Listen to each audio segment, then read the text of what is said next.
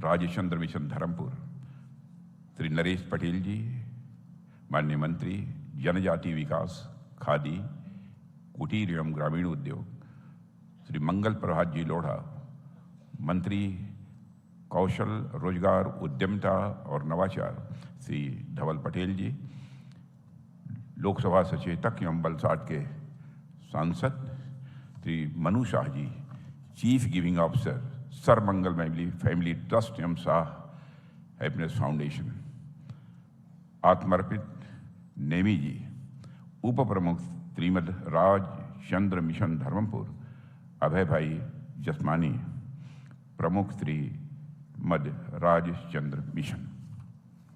इस सभागार में मौजूद सभी सम्मानित देवियों व सज्जनों, सर्वप्रथम मैं शीश झुकाकर आप सभी का अभिनंदन करता हूं।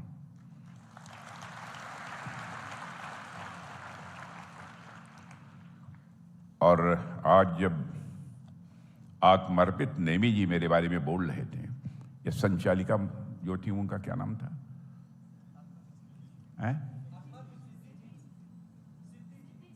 सिद्धि जी। और सिद्धि जी भी जब बोल रही थी तो मुझे बहुत बढ़ा चढ़ाकर आप लोगों के सामने उन्होंने प्रस्तुत करने की कोशिश की है। बहुत सारे शब्दों के अलंकारों का प्रयोग करके मुझे अलंकृत कर विभूषित कराने की कोशिश की है। लेकिन देवियों और सज्जनों, हमको जीवन के इस यथार्थ को समझना चाहिए कि मनुष्य जीवन में अलंकारों से अलंकृत होकर कभी विभूषित नहीं हो सकता।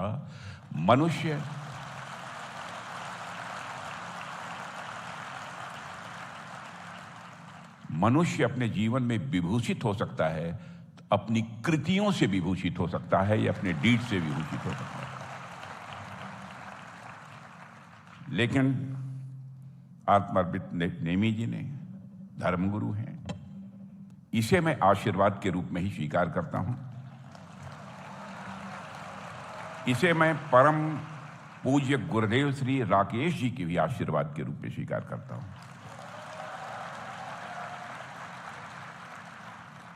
और जब से मैं इस परिसर में आया हूं तो मैं बहुत ज्ञानी नहीं हूं, आध्यात्मिक ज्ञान भी मेरा नहीं है, लेकिन जब से मैंने इस परिसर में आया हूं, मैं कुछ अजीबोगरीब एक वाइब्रेशन महसूस कर रहा हूं।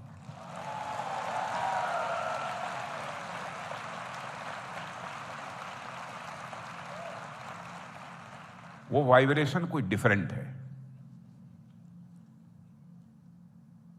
मुझसे कहे कि किस प्रकार का वाइब्रेशन है, इसको डिफाइन करिए, इसको एक्सप्लेन करिए, तो मेरे जैसे छोटे व्यक्ति के द्वारा इसको एक्सप्लेन नहीं किया जा सकता। ऐसा वाइब्रेशन है। सामान्य भाषा में यदि मुझे कहना हो तो मैं कह सकता हूं कि यहां का वाइब्रेशन आध्यात्मिक है, स्पिरिचुअल है। अब आप कहेंगे कि आध्यात्मिक और स्पिरिचुअल क्या होता है? मैं जानता हूं कि आप सब ज्ञानी लोग बैठे हैं।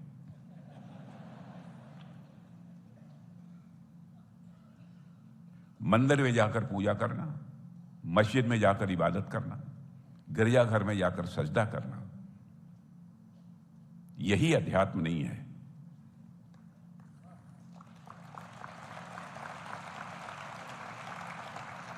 मेरे जैसा अदना सा व्यक्ति तो यह मानता है कि मन का एलिवेशन, मन का उन्मन होना, मन का बड़ा होना, यही अध्यात्म है।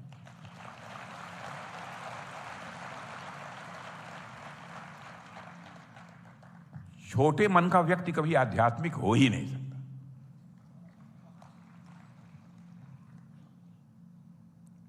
परम पूज्य गुरुदेव जी जो रहे हैं, जिनके कृपा से आज आप इतना बड़ा विस्तार इस केंद्र का हम देख रहे हैं, और जिनके आशीर्वाद से, पूज्य गुरुदेव श्री राकेश जी के आशीर्वाद से जो संस्था चल रही है, कल्पना करिए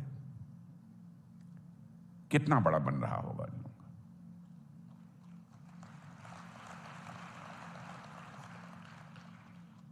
ये भी अपना घर बसा सकते थे, आलीशान महल बना सकते थे, लेकिन नहीं, इन्होंने फैसला किया कि सारी जिंदगी मैं समाज सेवा में ही समर्पित करता हूं। यही लोग ये छोटे मन के नहीं हैं, ये बड़े मन के हैं, इसलिए ये आध्यात्मिक हैं, इसीलिए ये स्पिरिचुअल हैं। मनुष्य को जीवन में इंस्पिरेशन, प्रेरणा यदि हासिल हो सकती है, तो इसी प्रकार से मन के जो लोग बड़े होते हैं, जो आध्यात्मिक होते हैं, उन्हीं के सानिध्य से ही जीवन में प्रेरणा और दिशा प्राप्त होती है। इंस्पिरेशन एंड डायरेक्शन बोथ उसी से प्राप्त होती है। और मैं ये विश्वास के साथ कह सकता हूं, मैं तो राजनीतिक क्षेत्र में काम करने वाला व्यक्ति हूं, आध्यात्मिक नहीं हूं, लेकिन मैं कह सकता हूं कि जिस व्यक्ति का मन जितना ही बड़ा होता चला जाएगा, उतनी उसी अनुपात में, उसी रेशियो में स्पिरिचुअल हाइट्स, आध्यात्मिक ऊंचाइयों को हासिल करता चला जाएगा। जितना मन आपका बड़ा होगा, उसी हिसाब से आपकी स्पिरिचुअल हाइट अपने आप बढ़ती चली जाएगी। मन बड़ा होना चाहिए। मुझे मैथमेटिकल इक्वेशन मेरी इसे कहना हो तो मैं कह सकता हूं, सर्कमफरेंस ऑफ मन is directly proportional to the magnitude of सुख।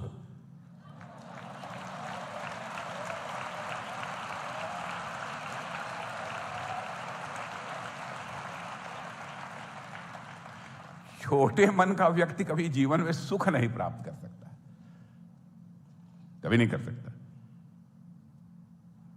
विनम्र रहना, शालीन रहना, ईगो किसी भी सूरत में मन के अंदर नहीं पैदा होनी चाहिए, घमंड नहीं आना चाहिए। मैंने ये कर दिया, ये कर दिया। अरे क्या कर दोगे आप? क्या औकात है आपकी?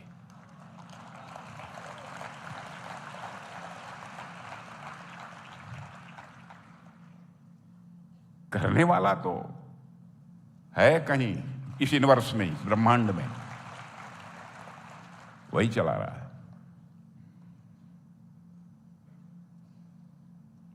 तो देवियों सज्जनों, मैं यही कहना चाहूंगा, प्रयत्न करना चाहिए, साधना करनी चाहिए, ताकि हमारा मन बड़ा होता चला जाए। मन के अंदर लोभ, लालच, ईर्ष्या, द्वेष, बहुत सारी चीजें स्वाभाविक रूप से मनुष्य है तो पैदा होंगी। इन पर नियंत्रण करना, यही साधना है, यही साधना है, इन पर नियंत्रण करना। और जितना ही आप नियंत्रित करते चले जाओगे, आपको सुख, आनंद की अनुभूति होगी, और एक दिन परमानंद, जिसे परमात्मा कहते हैं, उसकी प्राप्ति आपको हो जाएगी।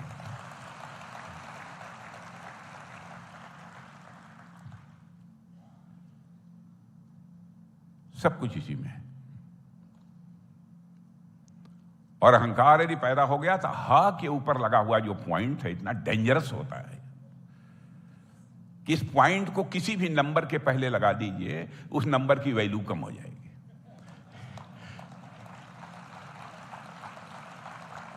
अब जैसे 1 के पहले पॉइंट लगा दीजिए तो उसकी वैल्यू 1 नहीं रह जाएगी, 1/10 हो जाएगी। लेकिन अहंकार शून्य हो जाइए, शून्य, 0, तो 1/0 कितना हो जाएगा? 1/0 कितना होगा? इन्फिनिटी, अनंत को प्राप्त कर लेंगे। सारी आध्यात्मिक साधना जीवन में अनंत को प्राप्त करने के लिए ही होती है। सारी जीवन की आध्यात्मिक साधना अनंत को, परमानंद को प्राप्त करने के लिए होती है।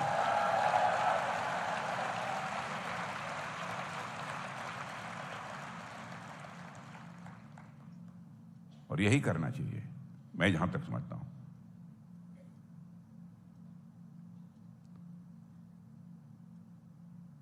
और मन यदि ठीक रहा, चरित्र भी ठीक होगा। एक बार स्वामी विवेकानंद जी किसी धार्मिक सम्मेलन में, कहीं मैं ज्यादा तो नहीं बोल रहा हूं, एक बार स्वामी विवेकानंद जी किसी धार्मिक सम्मेलन में गए थे विदेश में। आप जानते हैं बाहर जाया करते थे, तो उनके ढीले ढाले ड्रेस को जब देखा लोगों ने, गेरुआ वस्त्र पहने हैं, ये बांधे हैं, और वहां पर सूटेड बूटेड सब सारे लोग बैठे थे। जो दूसरे ड्रेस में भी बैठे थे, एकदम बिल्कुल प्रॉपर उनकी ड्रेस थी। तो किसी ने मुस्कुराया, और वह एक प्रकार से व्यंग्यात्मक मुस्कान थी। समझ गए स्वामी विवेकानंद कि हमारे ड्रेस को देखकर ये मुस्कुरा रहे हैं। और उन्होंने धीरे से कहा कि आप थोड़ा सा वेल ड्रेस्ड होकर आए होते तो ज़्यादा अच्छा था। तो कुछ नहीं बोले स्वामी विवेकानंद। जब मंच पर बोलने के लिए अंत में जब खड़े हुए तो उन्होंने इसकी चर्चा करते हुए कहा कि मैं ये बताना चाहूँगा आपको कि in your country tailor makes the man, but in our country character makes the man.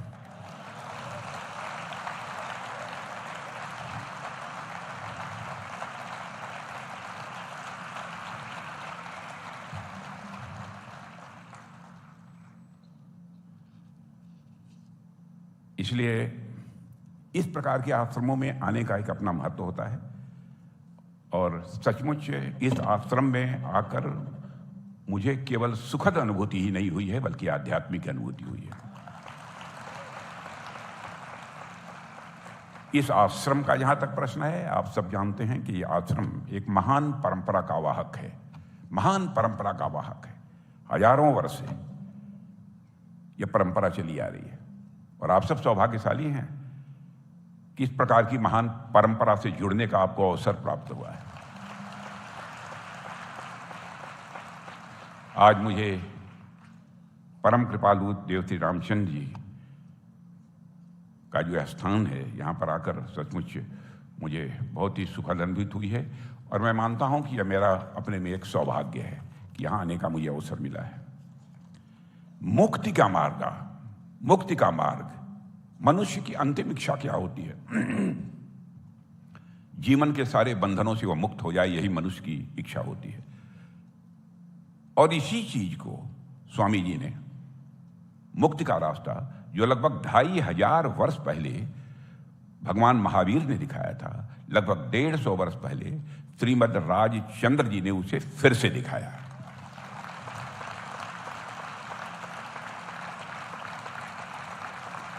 और उन्होंने, मैं कह सकता हूं कि नए युग के लिए आध्यात्मिकता की, स्पिरिचुअलिज्म की एक नींव रखी है, फाउंडेशन स्टोन रखा है।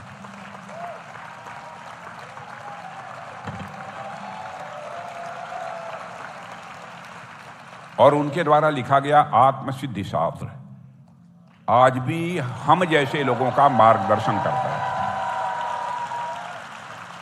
आज भी केवल हम ही लोगों का नहीं, उनका जो आत्मसिद्धि शास्त्र है पूरे विश्व का मार्गदर्शन कर सकता है।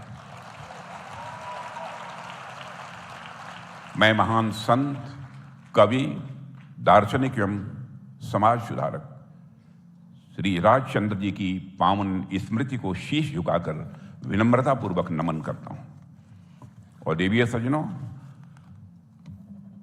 2022 में प्रधानमंत्री मोदी जी ने Shrimad Rajchandra Sarvamangal centre of excellence for women का वर्चुअल शिलान्यास यहाँ किया था। और आज गुरु जी ने, परम पूज्य गुरुदेव श्री राकेश जी महाराज ने आज इसका उद्घाटन करने का मुझे अवसर प्रदान किया है। मैं अपना सौभाग्य मानता हूँ। मुझे बताया गया है कि यह सेंटर 11 एकड़ में फैला हुआ है और यहाँ एक ही छत के नीचे स्किल डेवलपमेंट, कौशल विकास, आजीविका और नेतृत्व विकास आदि के लिए महिलाओं को सहायता प्रदान की जाती है और भविष्य में भी की जाएगी। मैं मिला हूँ जो हमारी आदिवासी बहनें, बेटियाँ यहाँ काम कर रही थी। मैं सचमुच वहाँ पर अभिव्यक्त नहीं कर पाया, एक्सप्रेस नहीं कर पाया, लेकिन मैं बहुत ही इमोशनल हो गया था उनको देखने के बाद, बहुत ही भावुक हो गया था। और उनके चेहरे पर मुस्कान, क्या बात।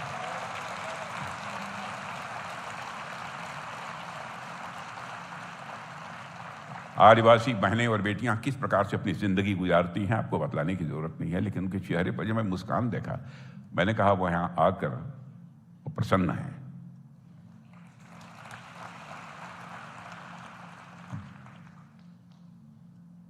मैं समझता हूं कि उनकी कैपेसिटी बिल्डिंग की जा रही है, ये बहुत ही श्रेष्ठ कार्य है। उन्हें पारंपरिक शिल्प से लेकर आर्टिफिशियल इंटेलिजेंस जैसे हमको बतलाया हमारे स्वामी आत्मर्पित नवी जी ने कि आर्टिफिशियल इंटेलिजेंस जैसे क्षेत्रों में भी उनको प्रशिक्षण दिया जा रहा है। मुझे आश्चर्य हुआ।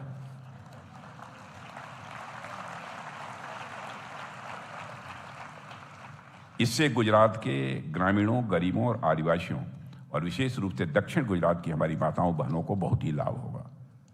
और मैं तो एक हाथ जोड़कर विनम्रतापूर्वक स्वामी जी मैं निवेदन करना चाहूंगा कि आप गुजरात तक ही सीमित मत रखिए इस आश्रम को।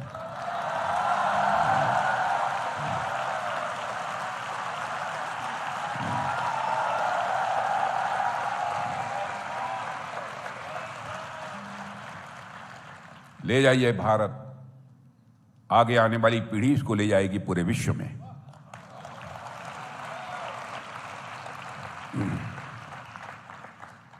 मैं समझता हूं कि हमारी माताएं बहनें, जो भी हमारी बेटियां यहां काम कर रही हैं, वह केवल सशक्त ही नहीं होंगी बल्कि वह आत्मनिर्भर भी होंगी।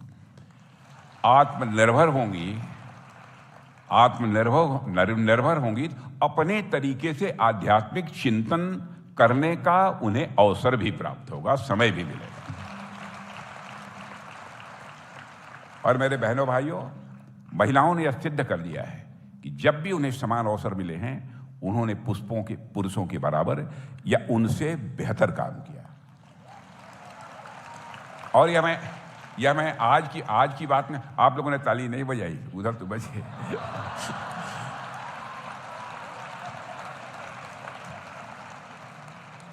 मैं जानता हूं, मैं गुजरात की ही ईलाबेन भट्ट जी को याद करना चाहता हूं, जिन्होंने अपने संस्थान सेवा से अनगिनत महिलाओं को आर्थिक स्वतंत्रता दिलाई है और उन्होंने स्वावलंबी भी बनाया है। इसी तरह हम सभी ने लिज्जत पापड़ का नाम, गुजराती लोग तो अच्छी तरह जानते हैं लिज्जत पापड़, और एक बार प्रधानमंत्री जी ने हम लोग को भी लिज्जत पापड़ खिलाया था। लिज्जत पापड़ का नाम बहुत ही पुराना है, इसे जयंती बेन ने शुरू किया था, मुझे बताया गया। और इस उद्यम ने गुजरात की न जाने कितनी माताओं बहनों की आर्थिक हालात को बदल दिया, आर्थिक दृष्टि से लिज्जत पापड़ ने बदल दिया। और मैं मानता हूं कि निश्चित रूप से यहां खुलने वाला यह centre of excellence women entrepreneurship, महिला उद्यमिता को और मजबूती देगा, मैं ऐसा मानता हूं। और मुझे यह जानकर अत्यंत प्रसन्नता भी हो रही है कि यह कैंपस पूर्ण रूप से ग्रामीण महिलाओं द्वारा खुद संचालित किया जाएगा। यह तो हमारे लिए बहुत ही आश्चर्य की बात है, और विश्व में ऐसा कहीं कोई सेंटर नहीं देखने को नहीं मिलेगा।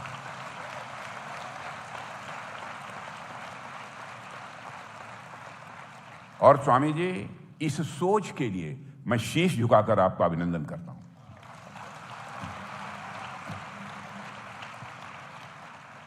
मैं मानता हूं यह विमेन एम्पावरमेंट का तो एक अच्छा उदाहरण है ही।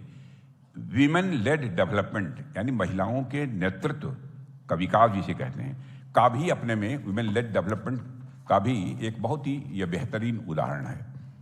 महिला सशक्तिकरण के सामाजिक और आर्थिक दोनों पहलू होते हैं। सामाजिक भी होता है महिला सशक्तिकरण का, ताकि समाज में उनको सम्मान मिले, आर्थिक दृष्टि से भी मजबूत हों। सामाजिक और आर्थिक दोनों ये पहलू होते हैं। और मैं मानता हूं कि यह कैंपस आर्थिक सशक्तिकरण के साथ साथ सामाजिक सशक्तिकरण को भी बढ़ावा दे रहा है। जब यहां ट्रेंड महिलाओं द्वारा बनाए गए जो प्रोडक्ट्स होते हैं वैश्विक बाजारों तक पहुंचेंगे, तो आत्मनिर्भर भारत की पहल जो हमारे प्रधानमंत्री ने चलाई है, उसको काफी बल मिलेगा। और बार बार हमारे मोदी जी जो कहते हैं वोकल फॉर लोकल, मैं समझता हूं वोकल फॉर लोकल को भी बढ़ावा मिलेगा। और मैं कामना करता हूं, ईश्वर से प्रार्थना करता हूं कि यह सेंटर अपने मिशन में सफल सिद्ध न हो, केवल सफल सिद्ध ही न हो, बल्कि इस मिशन में पूरे विश्व का नेतृत्व करे। मैं गुरुदेव श्री राकेश जी महाराज को इस महान कार्य के लिए उनका पुनः अभिनंदन करता हूं, क्योंकि मैं शुभकामनाएं नहीं दे सकता हूं, मैं बहुत अदना हूं, मैं शुभकामनाएं नहीं दे सकता, उनका अभिनंदन ही कर सकता हूं। मैं उनका अभिनंदन करता हूं। और साथियों, श्रीमद राधचंद्र जी के पद चिन्हों पर चलते हुए गुरुदेव श्री राकेश जी ने समाज सेवा और आध्यात्मिकता के क्षेत्र में जो किया है वह अभूतपूर्व है, जो कर रहे हैं वह भी अपने में अभूतपूर्व है। और गुरुदेव श्री राकेश जी ने श्रीमद रामचंद्र मिशन धर्मपुर की स्थापना करके भगवान महावीर की शिक्षाओं को विश्व भर में फैलाने का एक अभियान प्रारंभ किया है। और श्रीमद रामचंद्र जी के ज्ञान प्रवाह को सदैव जारी रखा जाए, यह उनका सोच है, यह उनकी विचार है। गुरुदेव श्री राकेश जी द्वारा किए जा रहे यह सब सारे कार्य मानवता की शांति और समरसता, मानवता को शांति और समरसता की ओर ले जाने के लिए समर्पित हैं। मैं ऐसा मानता हूं। श्री राकेश जी के सभी कार्य श्रीमद रामचंद्र जी को जहां पर सच्ची श्रद्धांजलि भी है, वहीं पर उनकी लीगेसी भी जीवित रखने का वह काम कर रहे हैं। देवियों और सज्जनों, श्रीमद रामचंद्र जी के व्यापक धर्म ज्ञान और चारित्रिक बल से अभी अभी आपने देखा होगा, इसमें जब वो वीडियो चल रही थी, महात्मा गांधी उनके धर्म ज्ञान और चारित्रिक बल दोनों से बहुत ही प्रभावित थे, बहुत प्रभावित हुए थे। और उन्होंने कहा कि स्वामी रामचंद्र जी के साथ बैठने के बाद एक हमको भी प्रेरणा प्राप्त हुई है, स्वयं महात्मा गांधी ने कहा है। श्रीमद राजचंद्र जी को महात्मा महात्माओं का महात्मा भी कहा जाता है। देवियों और सज्जनों, उनसे पहली भेंट में ही गांधी जी को पता लग गया था कि वो अत्यंत चरित्रवान और ज्ञानी पुरुष हैं, और केवल चरित्रवान और ज्ञानी पुरुष ही नहीं हैं बल्कि वो आध्यात्मिक पुरुष भी हैं। गांधी जी के जीवन में अहिंसा के मूल्य का विकास में श्रीमद राजचंद्र जी का एक बहुत बड़ा कंट्रीब्यूशन है। और गांधी जी ने अपनी जीवनी में इस बारे में लिखा है। जो गांधी जी ने लिखा है उसी को मैं पढ़ देना चाहता हूं, उसी को मैं आप सबके समक्ष पढ़ना चाहता हूं। गांधी जी ने लिखा है उनके बारे में, जिस पर मैं मुग्ध हुआ था, जिस पर मैं मुग्ध हुआ था वह था उनका गंभीर शास्त्र ज्ञान, उनका शुद्ध चरित्र और आत्मदर्शन की उत्कट लगन। आत्मदर्शन, इंट्रोस्पेक्शन। और बाद को मैंने पाया कि वह आत्मदर्शन के लिए ही जीते थे। ऐसे ही लोग आध्यात्मिक कहे जाते हैं, ऐसे ही लोग आध्यात्मिक कहे जाते हैं। और गांधी जी के जीवन में दक्षिण अफ्रीका प्रवास के दौरान एक ऐसा भी समय आया जब ये गहरे आध्यात्मिक और वैचारिक उथल पुथल से गुजर रहे थे। और देवियों सज्जनों, इस अवधि में उन पर धर्म परिवर्तन के लिए लगातार दबाव भी बनाया गया, जिसके कारण उनके मन में हिंदू धर्म को लेकर कुछ प्रश्न भी उनके मन में खड़े हो गए। उस समय श्रीमद राजचंद्र जी ने ही उनकी जिज्ञासाओं को शांत किया था। इसीलिए मैं कहता हूं यह आश्रम कोई सामान्य आश्रम नहीं है। श्रीमद राजचंद्र जी ने उन्हें समझाया था कि जिन मूल्यों और उत्तरों की वो खोज कर रहे थे वे सभी हिंदू धर्म के भीतर ही निहित हैं। श्रीमद राजचंद्र जी ने गांधी जी को धैर्य रखने और हिंदू धर्म को गहराई से अध्ययन करने की सलाह भी दी थी। श्रीमद राजचंद्र जी ने गांधी जी को लिखा था, किसी अन्य धर्म में हिंदू धर्म की सूक्ष्म और गहन विचारधारा, आत्मा की दृष्टि या उसकी उदारता नहीं है। श्रीमद राजचंद्र जी ने मात्र 34 वर्ष की आयु में ही देह त्याग दी, आप सब लोग जानते हैं। ऐसे ही स्वामी विवेकानंद जी ने 39 और 40 साल की उम्र में ही शरीर त्याग दिया था। देखिए क्या होता है ऐसी बड़ी विभूतियों का।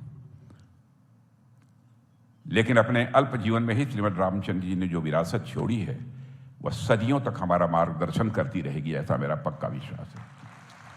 और समय ने उनकी प्रासंगिकता को कम नहीं किया है, बल्कि मैं कहना चाहता हूं उनकी प्रासंगिकता निरंतर बढ़ती जा रही है।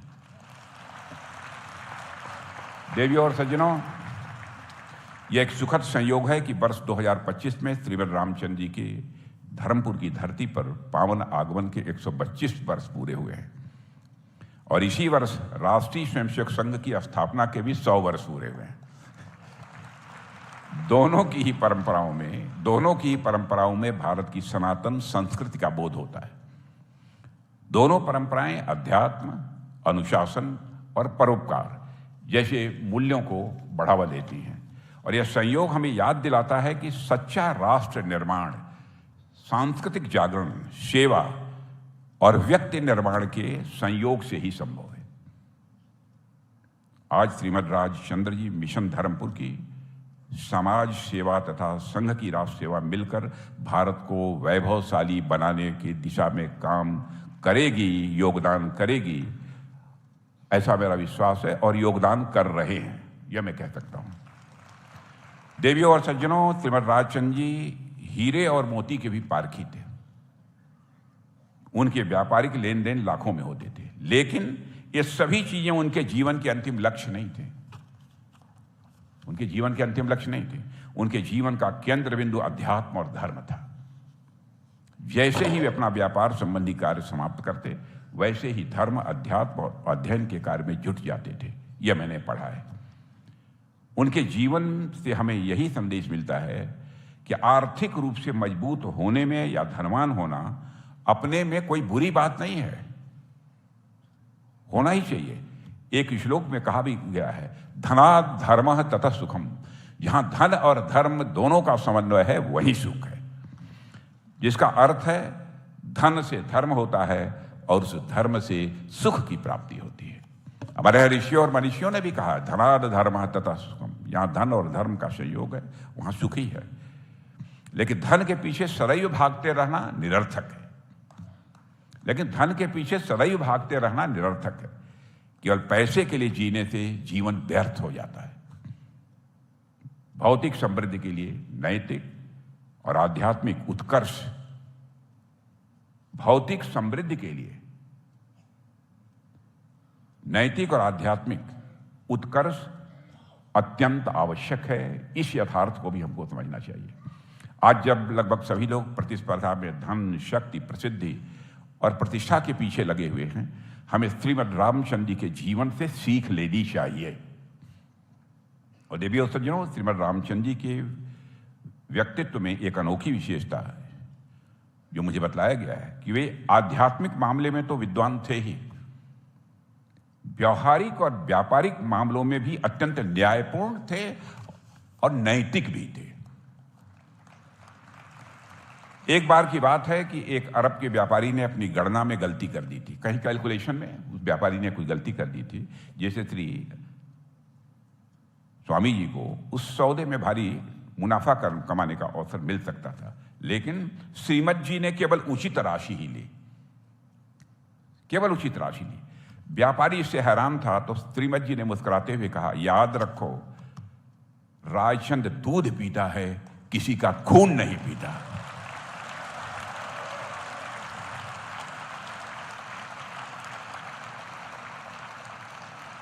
ये छोटी सी घटना श्रीमद जी के चारित्रिक और नैतिक सुंदरता को उजागर करती है। वे व्यापार में भी उतने ही सिद्धांतवादी थे जितने कि धार्मिक मामलों में सिद्धांतवादी थे। श्रीमद राजचंद्र जी का जीवन यह संदेश देता है कि धन कमाने का तरीका भी न्यायपूर्ण होना चाहिए। यह अति आवश्यक है, यह कहा है राजचंद्र जी ने। देवियों सज्जनों, श्रीमद राजचंद्र जी के आशीर्वाद और पूज्य गुरुदेव श्री राकेश जी के मार्गदर्शन में धर्मपुर मिशन या समाज सेवा के कार्यों ने, जो भी यहाँ कार्य चल रहे हैं, इन कार्यों ने जन आंदोलन का रूप ले रहा है और ले लेगा पूरे भारत में, पूरे विश्व में, ऐसा मेरा विश्वास है। और मुझे यह भी बतलाया गया है कि इस मिशन द्वारा शुरू किए गए Shrimad Ramchandra love and care initiative ने 2 करोड़ से अधिक लोगों के जीवन को प्रभावित किया, यह मुझे बतलाया गया। और इस मिशन द्वारा स्वास्थ्य, शिक्षा, महिला सशक्तिकरण, आदिवासी कल्याण, पर्यावरण संरक्षण तथा आपदा राहत जैसे क्षेत्रों में किए गए सेवा कार्य समाज और लोगों के जीवन को लगातार वो बेहतर बना रहे हैं। और मैं मानता हूं कि ये पूज्य गुरुदेव जी श्री राकेश जी के अध्यात्म की शक्ति है जो उन्हें इन सभी परोपकारी कार्यों को करने के लिए प्रेरणा देती है। इससे यह भी पता चलता है कि आध्यात्मिकता की वास्तविक उपयोगिता समाज से अलग रहकर शांत बने रहने में नहीं है। मैं फिर से दोहराना चाहता हूं, इससे यह भी पता चलता है कि आध्यात्मिकता की वास्तविक उपयोगिता समाज से अलग रहकर शांत बने रहने में नहीं है। आध्यात्मिक शांति की वास्तविक उपयोगिता एक स्वस्थ, सशक्त और समृद्ध समाज तथा राष्ट्र का निर्माण करने में ही है। अध्यात्म से सिर्फ आत्मज्ञान ही नहीं होता है, अध्यात्म से सिर्फ आत्मज्ञान ही नहीं होता है, बल्कि समाज सेवा की प्रेरणा भी आती है, क्योंकि मन जो बड़ा होगा वही आध्यात्मिक होगा। स्वाभाविक रूप से समाज की सेवा की प्रेरणा प्राप्त होती है। अहम का भाव नष्ट हो जाता है, वयम का भाव जग जाता है, करुणा का भाव जागता है, जियो और जीने दो का भाव जागता है। यह भगवान महावीर का और जैन धर्म का दर्शन भी है। देवी और सज्जनों, प्रसिद्ध लेखक और विचारक जॉर्ज बर्नार्ड शॉ का नाम आपने सुना होगा। जॉर्ज बर्नार्ड शॉ ने एक बार कहा था कि मुझे जैन धर्म के सिद्धांत इतने प्रिय हैं कि अगले जन्म में मैं जन्म जैन समुदाय में ही जन्म लेना चाहता हूं। जैन शब्द, जिस शब्द से बना, मूल शब्द उसका जिन है, यानी जिन माने विजेता। लेकिन किस चीज का विजेता? विजेता कौन है?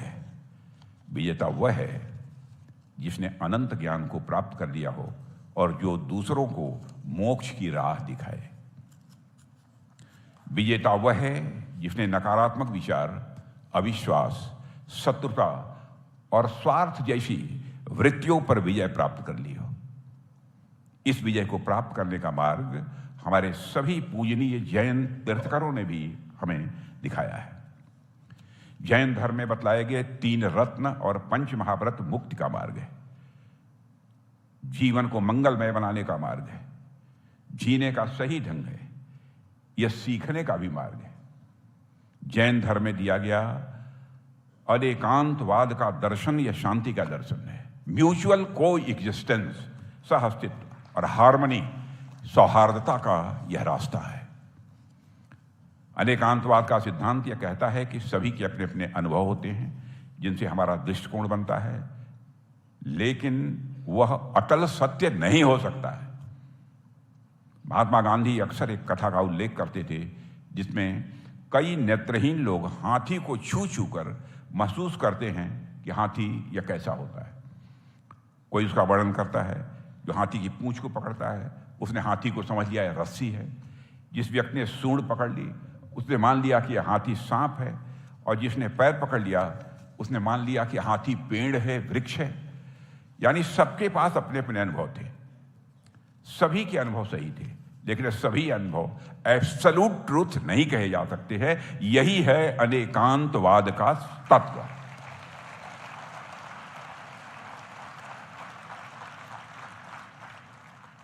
और देवियों और सज्जनों, अनेकांतवाद जो है यह उदारता को बढ़ावा देता है, उदार बनाता है, सहनशीलता के मूल्य को भी यह बढ़ावा देता है।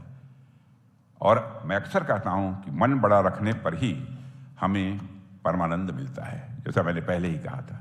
और मैं मानता हूं कि अनेकांतवाद का सिद्धांत की समझ हमारे मन को भी बड़ा बनाती है, यानी हमें आध्यात्मिक बनाती है। जैन परंपरा के मूल में अहिंसा परमो धर्म का सिद्धांत है। अहिंसा का अर्थ केवल इतना नहीं है किसी को मारा न जाए। अहिंसा का अर्थ है मन, वचन और कर्म से किसी भी रूप में किसी को भी पीड़ा न पहुंचाई जाए। यानी कि हमारे विचार, वाणी और व्यवहार में सभी के प्रति प्रेम, दया, करुणा, सौहार्द और सम्मान का भाव होना चाहिए। अहिंसा और करुणा साथ साथ चलते हैं। अहिंसा और करुणा साथ साथ चलते हैं। करुणा भाव के बिना कोई अहिंसा धर्म का पालन किसी भी सूरत में नहीं कर सकता है। जैन धर्म भारत की सांस्कृतिक और आध्यात्मिक धरोहर है। देवियों और सज्जनों, जैन धर्म भारत की सांस्कृतिक और आध्यात्मिक धरोहर है, और जैन धर्म के मूल्य नैतिकता के साथ आर्थिक प्रगति का भी मार्ग प्रशस्त करते हैं। जीवन के हर क्षेत्र में जैन समुदाय ने अपनी मेहनत, ईमानदारी और दूरदर्शिता से विशेष योगदान दिया है। चाहे वह फार्मास्यूटिकल सेक्टर हो, चाहे वह फिल्म इंडस्ट्री हो, चाहे टेक्सटाइल इंडस्ट्री हो, चाहे वह एविएशन सेक्टर हो, आर्ट्स हो या एजुकेशन सेक्टर, जैन समाज के निष्ठावान और अनुशासित लोगों ने अपनी एक विशेष पहचान बनाई है।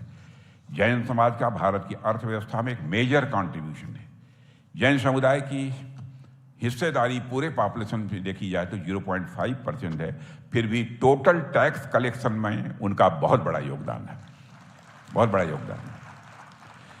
कुछ लोगों को यह बात अपरिग्रह के सिद्धांत के विपरीत लग सकती है, जिसका अर्थ है कि संचय नहीं करना चाहिए, ज्यादा धन इकट्ठा नहीं करना चाहिए, इसके विपरीत लग सकती है। लेकिन अगर सही और तार्किक ढंग से देखा जाए तो इसका और भी अर्थ हमें स्वाभाविक रूप से समझ में आ जाता है। अपरिग्रह इच्छाओं और मोह के ऊपर विजय प्राप्त करके, अपरिग्रह किसे कहते हैं? इच्छाओं और मोह के ऊपर विजय प्राप्त करके आंतरिक पूर्णता प्राप्त करने की स्थिति भी यही है।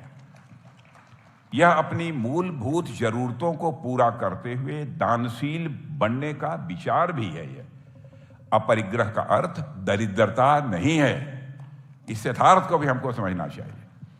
और यह बात बिल्कुल सही है कि आवश्यकता से अधिक वस्तुओं का त्याग करना चाहिए, लेकिन त्याग वही कर सकता है जिसके पास साधन हो और जिसके पास क्षमता हो और जिसका मन बड़ा हो, वही कर सकता है। और देवी और सज्जनों, आज जब हम हमारे प्रधानमंत्री मोदी जी के नेतृत्व और मार्गदर्शन में विकसित भारत का लक्ष्य प्राप्त करने की दिशा में तेजी से आगे बढ़ रहे हैं, तब यह समझ हमें और भी अधिक परिश्रम करने की प्रेरणा देती है। और वर्ष 2047 तक हम लोगों ने लक्ष्य निर्धारित किया है कि भारत को हम विकसित राष्ट्र बनाएंगे। हमारा मानना है कि विकसित भारत तभी बनेगा जब भारत आत्मनिर्भर बनेगा, जिस काम को आप लोग कर रहे हैं। देश में समृद्धि बढ़ेगी, प्रॉस्पेरिटी बढ़ेगी। यह समृद्धि अंतिम पायदान पर खड़े हुए व्यक्ति को गरिमापूर्ण जीवन देने के लिए आवश्यक भी है, और इससे हमारा विकास और जरा समावेशी होगा, इंक्लूसिव होगा और सस्टेनेबल भी होगा। और देवियों समझिए, हम चाहे किसी भी देश, धर्म, जाति या संप्रदाय के हों, भोजन और पानी की तरह शांति भी हमारी मूल आवश्यकता है। इस बात को ध्यान रखिए, मैं फिर से दोहराना चाहता हूं, भोजन और पानी की तरह शांति भी हमारी यह मूल आवश्यकता है। अशांत मत रहिए। आंतरिक शांति के लिए यह आवश्यक है कि हमारे मूल में अहंकार न आए, हम ग्राउंडेड रहें। इस संबंध में जैन समाज के क्षमावाणी दिवस का भी मैं विशेष महत्व मानता हूं। जैन धर्म के क्षमावाणी दिवस का विशेष रूप से महत्व मानता हूं कि एक दिन वह रखते हैं, क्षमा मांगते हैं सबसे, मन में अहंकार न रहे यह प्रयत्न करते हैं। इस पवित्र दिन पर जैन समुदाय का प्रत्येक सदस्य जाने अनजाने में हुई सभी गलतियों के लिए क्षमा मांगता है। यह दिन केवल मैं मानता हूं कि पारंपरिक अनुष्ठान ही नहीं है, बल्कि अगर सच्चे अर्थों में देखें, यह शांतिपूर्ण और सह अस्तित्व का एक व्यावहारिक ज्ञान है। देवी और सज्जनों, हमारे प्रधानमंत्री के नेतृत्व में हमारी सरकार ने भारत की जैन परंपरा और धरोहर को संरक्षित करने का काम किया है। बीते कुछ वर्षों में 20 से अधिक पूजनीय तीर्थंकरों की मूर्तियां जो कभी न कभी चोरी गई थीं, विदेशों से भारत वापस लाई गई। और पिछले वर्ष हमें प्राकृत भाषा को क्लासिकल लैंग्वेज का स्टेटस प्रदान कर दिया है। और भगवान महावीर ने अपनी शिक्षाओं के प्रचार के लिए प्राकृत भाषा को अपनाया था। और प्राकृत का महत्व जैन अनुष्ठानों और धार्मिक प्रथाओं में आज भी बेहद महत्वपूर्ण है। देवियों सज्जनों, अंत में मैं यही कहना चाहता हूं कि पूज्य गुरुदेव श्री राकेश जी द्वारा किए जा रहे कार्य यह कोई साधारण काम नहीं है, बल्कि एक नई चेतना की शुरुआत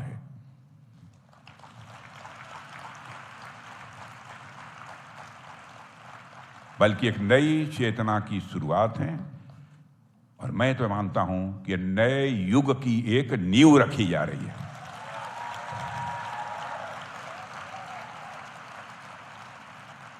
और मैं पूज्य गुरुदेव श्री राकेश जी और धर्मपुर मिशन को जो भी देश हित, समाज हित, जड़ चेतन सबके लिए केवल चेतन के लिए नहीं, जड़ चेतन के, सबके लिए। क्योंकि जड़ चेतन हमारे यहां कहा गया ना कि वृक्ष है, उसमें भी प्राण है, जीवन है।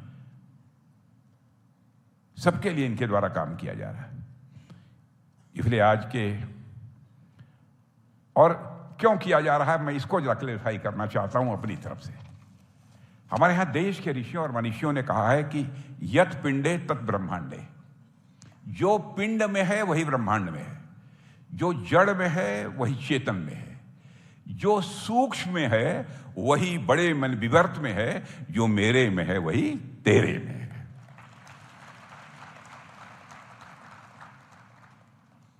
इसलिए पूज्य गुरुदेव सभी के लिए काम कर रहे हैं। परमात्मा जड़ में भी है, चेतन में भी है। मैं इस अवसर पर इससे ज्यादा कुछ न कहते हुए, आप लोगों ने बहुत ही धैर्यपूर्वक मेरी बातों को सुना है, इसलिए पुनः एक बार मैं शीश झुकाकर आप सभी का अभिनंदन करते हुए और पूज्य गुरुदेव जी के प्रति भी हृदय से आभार व्यक्त करते हुए अपना निवेदन समाप्त